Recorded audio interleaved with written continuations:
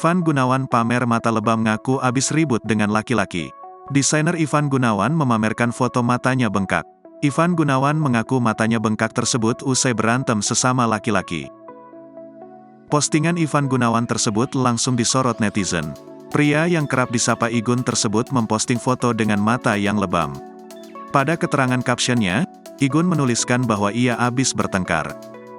Ia pun juga menyinggung laki-laki harus bertengkar agar menunjukkan sisi maskulinnya.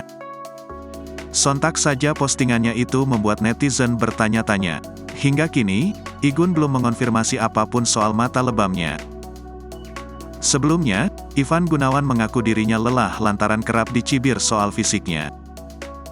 Belakangan memang heboh video TikTok Ivan Gunawan yang menampilkan fisiknya yang sensual.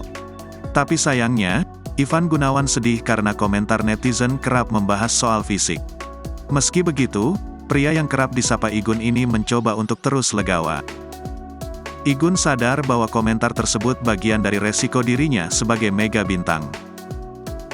Pria yang digosipkan dekat dengan Ayu Ting Ting ini memamerkan bibir tebalnya dan hidung yang makin mancung. Namun, netizen malah salah fokus dengan wajah Igun yang kini dinilai berbeda.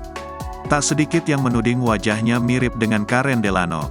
Netizen pun mengejek wajah Igun yang dinilai melakukan operasi plastik secara berlebihan.